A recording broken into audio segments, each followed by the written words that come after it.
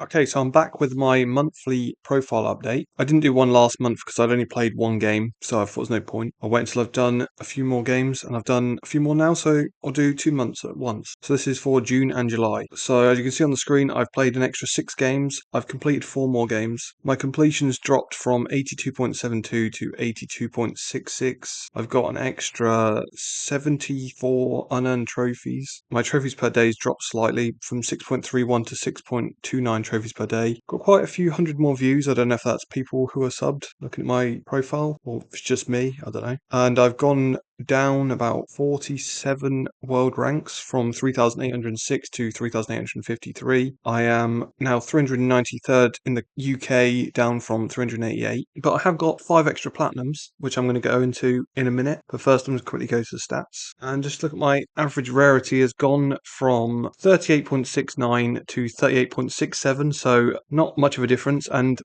this completion average down here has gone from 83.56 to 83.53. So yeah, let's get into the games. So the first platinum I got since the last video was Star Wars Outlaws. It's a 5 out of 10, 50 hours according to the guide, which I think is about right. I'd say maybe a 4 out of 10 difficulty. I actually really enjoyed this game in the end. At first, I liked it. Then I didn't. Then I went off it when I went open world. And then somehow by the end, it grabbed me back. I think once I'd unlocked more stuff and I understood how the game was, because I went in thinking it was going to be a standard kind of Ubisoft open world game, and it actually is not like that. It's much more of a stealth game, which I like stealth games. So I ended up enjoying it, I think, for that reason. I didn't really care for Kay Vest, the main character, very much. She's, let's say, she says the sort of things I would say if I was in that situation, which is not exactly compelling to me. I want a character who's really cool and always says the right thing. She sort of is awkward as fuck, like I am, and I don't want that when I'm playing a character. All my favorite characters are really cool characters who I wish I was, basically. I'd much rather have played as ND5, who is this robot droid. I guess he is a droid, isn't it? He's a droid, I guess, left over from the prequel era. I think he was a commander in the droid army or something, so I think he has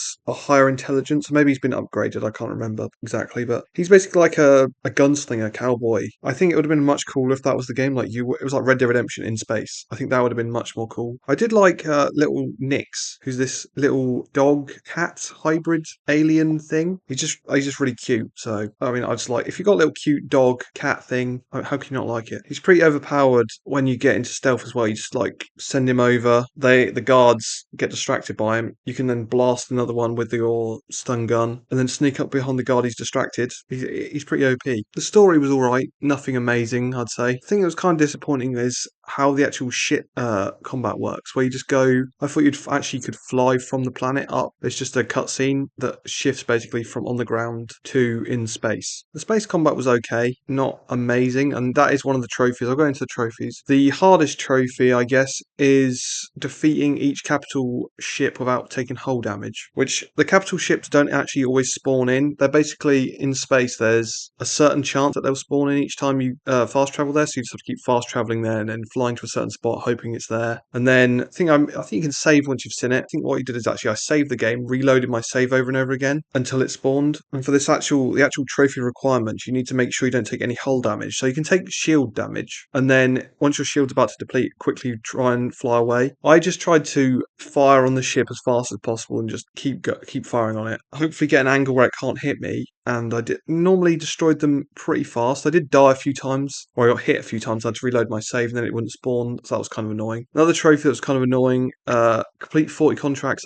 That's quite grindy. That's basically just side missions that are sort of randomly, I think they're randomly generated. There'll be things like steal this item from this place, so you have to sneak in there and steal it, or you can go in combat. But the combat's, I never really spoke about the combat. The combat's not great. That's why I think the stealth is the better way to go, but the combat's alright. I turned it down to easy eventually once I got probably most of the way through the game, just because when I did get seen, the combat's not very fun on high difficulties. I don't think it's not really a shooter. Like the sensitivity as well, I just remembered the sensitivity. I turned it all the way to the max and it's still really slow. And I'm not like someone who plays on high sensitivity in most games, so that's annoying. The 40 contracts, yeah, you just basically go to this one world. I think is it like an ice world something? There's basically one where it's only this little town, so it'll either only be in like 2 places you have to steal from, or it'll tell you to go into space and you fly up to space, steal a bit of cargo, and then you have to fly to a certain place in a certain amount of time. Pretty simple and pretty quick to do, but it still takes probably a few hours of just doing the same contracts because it's kind of boring. But collecting all Nick's treasures, this was kind of annoying as well because on a few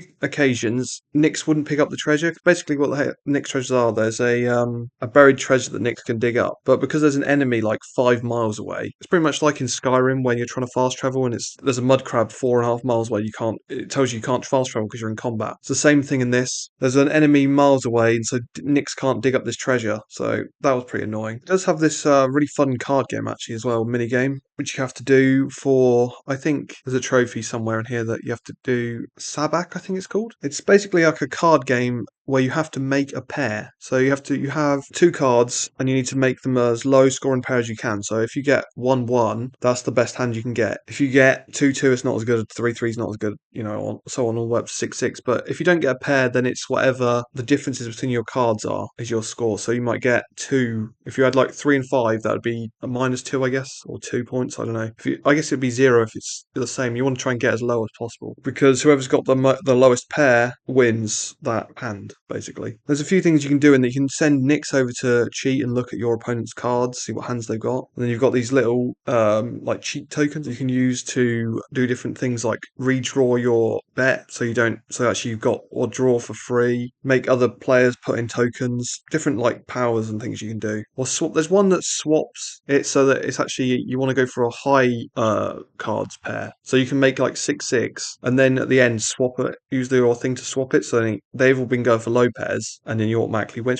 It's pretty fun. It's easy, but it's a fun little mini game. I always like mini games, so like I love Gwent. I liked all the mini games in Yakuza, for instance. I think that's why I like that series a lot. Another thing that's kind of annoying in this game was the arcade machine. There's two different arcade machines, and you need to beat one of them with the high score. I tried on the one that's kind of like Race to Sun. I don't know how else to describe it. If you played that game, you know what I'm talking about. It's not really the same, but you're going forward and you're collecting little things. But the one I actually got the high score on was the kind of like asteroids, I guess it's based on. You just have to shoot these asteroids coming towards you and these ships and get the high score. I didn't realise for ages, it took me loads of tries, so I didn't realise there's a super shot. Once I got the super shot, and just kept, as soon as I get the super shot, I used it, since there was a lot of ships on the screen. I got the high score straight away. But before that, I kept missing out on the high score by like a few hundred points, and I was thinking it's actually impossible. So I think that's probably the trophy why this game's given a 5 out of 10 difficulty. So yeah, overall, pretty fun game. It's I wouldn't necessarily recommend it to anyone. I'd say you have to be a Star Wars fan. I'm not a massive Star Wars fan. I've only seen the first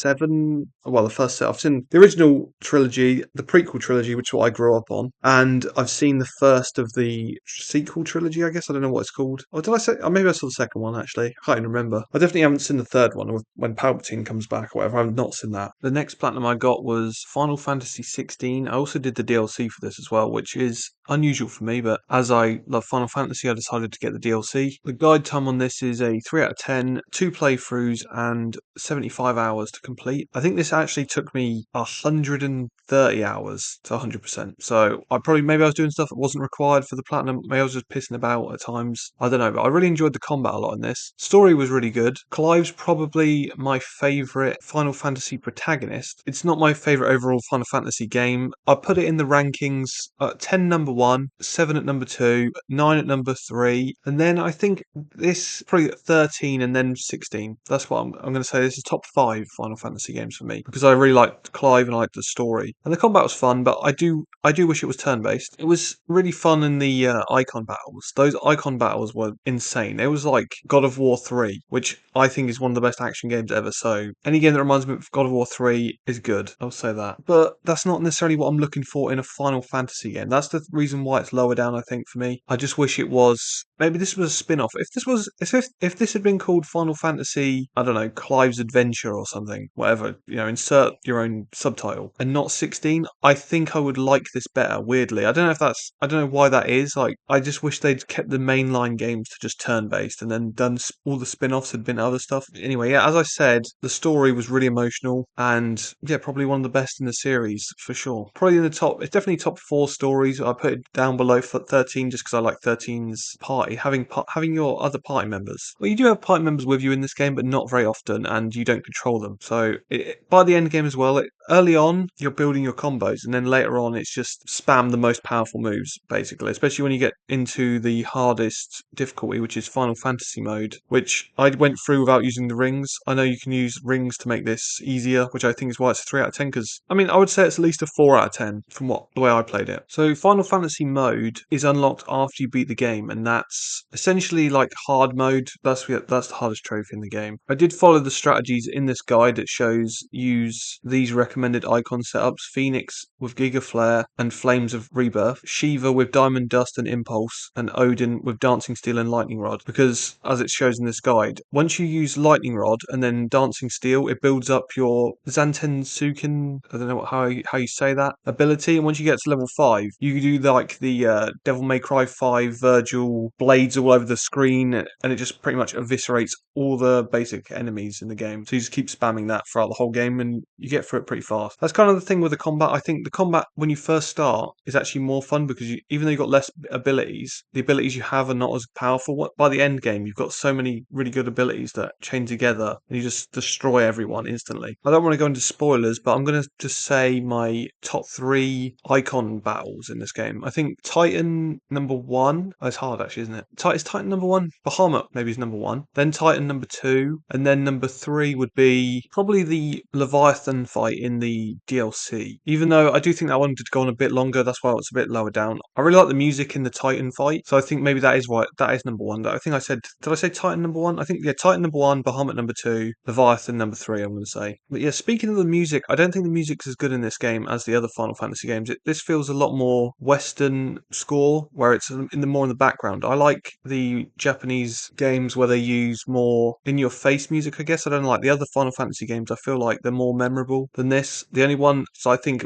I will remember is the Titans fight music. Yeah, other than beating on hardest difficulty, the only other trophy that takes a while is leveling up all of your abilities and feats to max. So to do this, you just have to go into this one area and just keep killing the enemies, fast traveling back to the area point, like where you enter the area, run into, attract all the enemies again, and kill them all, repeat over and over again. You just spam your like OP moves that instant kill everything, like Flame of Rebirth, it just kills all of those enemies, and you'll get a load of XP if you got the XP items on as well. And then there's a few ones that are like use these certain abilities in one fight or one combo, which those you just literally look at the trophy and just do it. Set your skills up so you can just spam those 3 moves, and you get those pretty fast. I should probably say Cid's probably my favourite Cid in any Final Fantasy, which if you haven't played Final Fantasy, that won't make any sense, but there's a guy called Cid basically in multiple Final Fantasies, and in this one, his voice is so good. Honestly, all the characters in this were pretty good. That's why I wish it was like an actual party system. If it had been turn-based with some of these characters, I think this would have been even better. You do have to beat the DLCs on Final Fantasy mode as well, I should say that.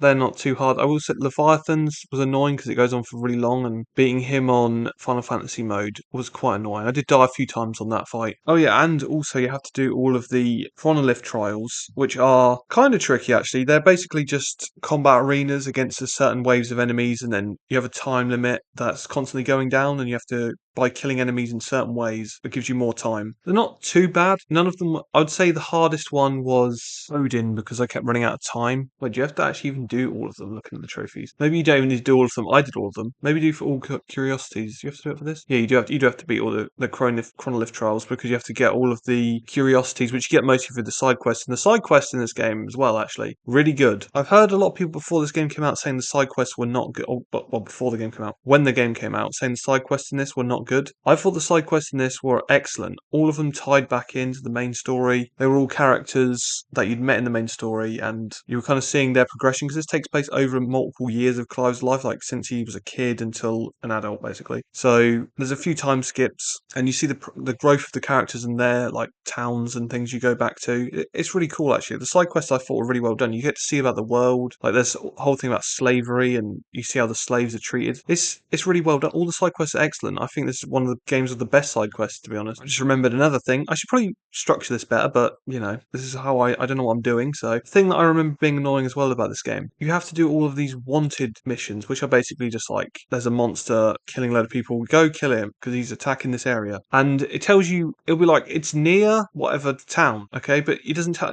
tell you, like, it doesn't give you a map marker. So every single time I went to do one of those, I couldn't find it, so I always had to look it up every single time. So I wish they'd just put a map marker in. I don't know why they did that. Everything else has a map marker except those. It's just annoying. And let's have a little look at my Final Fantasy series now. So I now have done 7, 8, 9, 10, 10 2, 12, 13, 32, Lightning Returns, Type 0, 15, and 7 Remake, Stranger of Paradise, Crisis Core, and 16. So in terms of the main stage numbers, I only need Rebirth 14 twice, that's a long one, but I'm working on that. I'll get onto that in a little bit at the end of the video. And then the first 6 Final Fantasies. So how many games is that? 6? Technically 2 more, I guess 7 really, because I'm going to count that as one because I can sort of wipe up the other one. 7, 8. 8 more Final Fantasy games in the numbered stages, but I'm going to do the ones in the no stage as well. So probably a few more 1,000 hours, 1,000 plus hours probably to go till I finish the series, at least. Probably more. But yeah, definitely more. Honestly, it could be 1,500 to 2,000 hours maybe till I can finish the series. Then I got the Nickelodeon All-Star Brawl 2 Platinum. Say 4 out of 10, 26 playthroughs, and a 10 hours guide time. Not too much to say about this, it's just like a Smash clone with the Nickelodeon characters. So kind of like nostalgic because I did grow up watching Nickelodeon. In terms of the trophies, I'll just get into there's no real story in this. So in terms of the hardest trophy in this game, it's for beating the game on the highest difficulty, which you only unlock once you've already beaten the campaign. And in this game, when you're going through the campaign, you have to beat it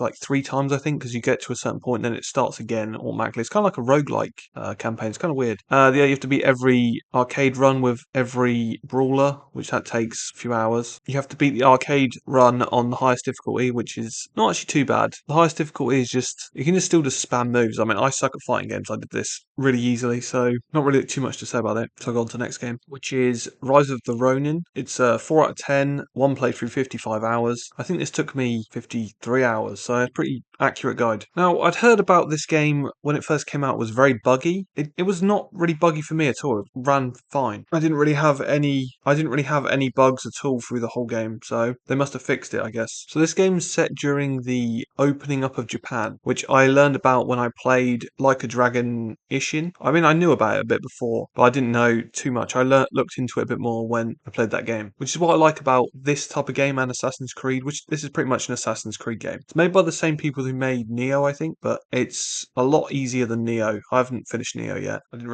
really like Neo, to be honest. That's why I was a little bit hesitant to play this one. But it came to PS Plus, so I thought, give it a go. And I ended up really enjoying it because it is basically just a Ubisoft open world game, which is what I was looking for with Star Wars Outlaws. So this kind of scratched that check box. You're in a big open world, pick up all this stuff, go here, click all this, check. It's a checkmark game. The story was, it was interesting because it's historical, but I don't know how accurate it is because I don't know it that well, the history. I know the characters like Ryoma, that's who Kiryu plays in Ishin, so that's how I remember him. And of course I remember like certain things from that, and seeing it in this, it's like, okay, this is a bit different to how that happened there. So is this, which one's accurate, which one's more accurate? I'm not too sure. But although this one you can do different choices that affect the story, so like certain characters can die like depending on how your friendship is with them if you don't do their bond missions. So I guess this maybe if you do all the bond missions, that's the true timeline that actually happened. I don't know, but of course you're playing as like a character that wasn't real. I'm assuming anyway.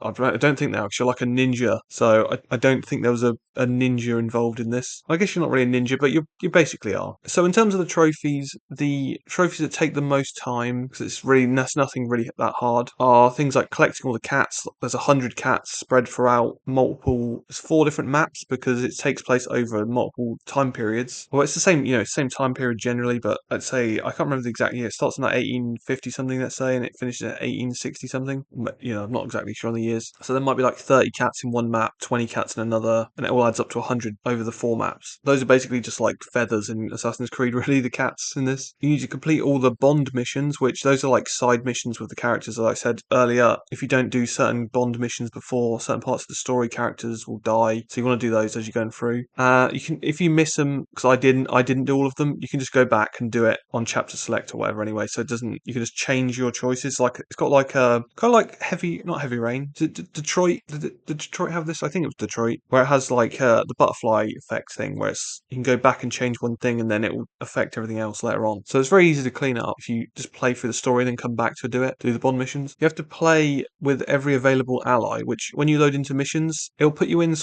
kind of goes into like Neo levels in a way. When you go to certain missions, you go into a linear area and you can choose choose to take 2 allies with you, and you unlock allies throughout the story or through certain side missions. So you want to make sure you take different ones each time. I did not. Luckily, I figured out you can just go to one of your checkpoints and just change the allies you have in the mission. So you can just cycle through, change the 2 new ones, back out, add 2 new ones, back out, and just keep doing that over and over again. That's how I did it in the end. Because I thought I'd done it with all the allies, but I obviously hadn't, so I had to scroll through and do that way. You do have to beat one Ronin mission on midnight difficulty, which is the highest difficulty, but you only unlock this after you've beaten the game. Kind of like Final Fantasy XVI, you had the same thing with Final Fantasy difficulty. You unlock midnight difficulty after you beat the game, and you only have to do one optional Ronin mission, which is pretty easy because you can just do the first one in the game, and that's only really one fight you need to do. You do have to max out all your stat types, which this is kind of annoying because you get different skill points, different types. You have strength, dexterity, charm, and intellect points. And the only way to get certain ones is to do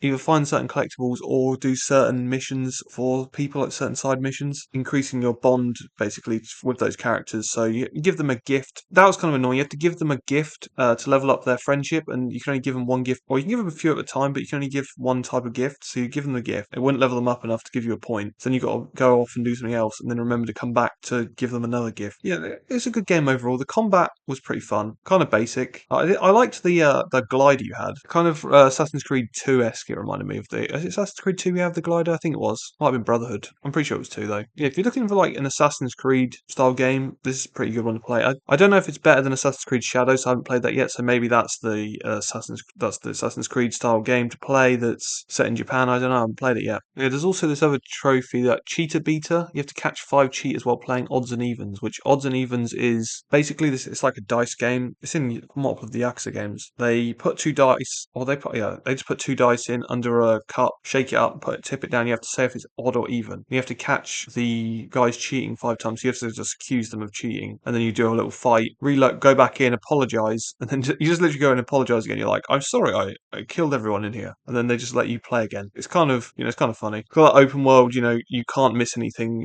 kind of jank in that way. But yeah, overall, pretty fun game. And then the final platinum I've got since the last video is Venba, which I'd seen on multiple people's lists, so I eventually went and decided to actually go and do this. And I actually love this game. I thought it was going to be okay. I'd heard it was good, so I thought, maybe I'll like it. But actually, the story in this game actually made me upset, I guess, by the end, which any game that makes me actually feel an emotion, I think is good. It's not as much cooking as I thought. It's mostly, I think there's only 6 dishes you have to cook. It's more this actual story of this family they've moved over from India to Canada, and their son's kind of being raised, he's more Canadian really than their culture. So it's kind of like a disconnect between them. That's basically like the premise of the story. And they connect through the cooking, which I really thought was really nice. So I just played through it, and then to clean it up, it's very quick. You can load back in and you have to cook every recipe without messing up, and you have to do a few things like cook certain dishes without chilies, and look at the phone. You have to scroll all the way up to the top when you get there. There's 2 times when you have to look at your phone. If you scroll all the way up to the top, you get those 2 trophies. So yeah, really good game. Right, nice easy platinum. I highly recommend that one if you want an easy platinum and a good game. So then I'll get on to the stuff I've just been playing. I played a bit more of Final Fantasy XIV. So have a look at what trophies I actually earned during this month, or the last 2 months. So last trophy since I've beat 300 instant raids or dungeons, which that's pretty easy. I just kept loading in to the same one over and over again. Took a few hours. I've reached level 80 with Disciple of the Land now. I've done a bit more of the story. I've synthesized 3,000 collectibles, and I've also crafted all 8,000 collectibles. Or no, I've gathered 8,000 collectibles, and I've crafted 3,000. Done some more of the DLC there, and then I've grinded over 1,000 fates. I'm at 1,985 fates out of 3,000, which that's taking forever. I had to take a break from that because it's just taking me a long time. I'm actually almost on this other story quest, like 26,069 out of 26,070. So I can pop that one whenever I next play the game, I guess. And I'm also at level 79 with my Disciple of War or Magic, so I'm getting closer to this platinum. I'm probably only another 500 hours away. So yeah. Then I've also started Yakuza 0 Director's Cut, which I think I'm only, what chapter am I on? I'm chapter 6, or I'm chapter 7, so I've completed chapter 6. So yeah, I'm like, I think, how many chapters are there? I think there's 17 chapters, so I'm not even halfway through yet. But yeah, I've played it before, of course. Got the platinum, as you can see, it's in my trophy cabinet, so I've already played it before. I'm kind of playing that again on the side. both of those I'm working on the side basically. Whenever I feel like playing some Final Fantasy, load up 14. Whenever I feel like playing Yakuza, load up Yakuza 0. And then I've just started Avatar Frontiers of Pandora, which I've only earned 3 trophies so far. And I actually am really liking this so far. It's a game that I didn't think I would actually play, but it came to PS Plus, so I thought I'd give it a go because I like Far Cry. I've seen the Avatar, the original film. I've not seen the second one. I think there's only 2. Might be 3 out, are there? I don't know. I saw the first one when it was like 3D back in the day and everything. And I remember the colours being... I liked the world of Pandora. I didn't care for the blue guys, the Navi. Didn't really care for them. Although I'm liking them more in the game. I think if you just make it into a game, I always like it more. That's how you get me into stuff. Put it into a game, I like it. That's my favourite medium, so as soon as you make a game, I'm in. So I guess I'll talk about that one. If I ever do another one of these videos, depending on how this does, I guess. If people are watching these, then I'll keep making more. I guess we'll see on how well this video did. So yeah, if you got this far, leave a like on the video and make sure you're subscribed to the channel. I'll have another trophy list review on Thursday at 6 p.m. UK time coming out. And maybe I'll make another video before then or after, before, in between the next ones, whatever. Yeah, anyway, thanks for watching.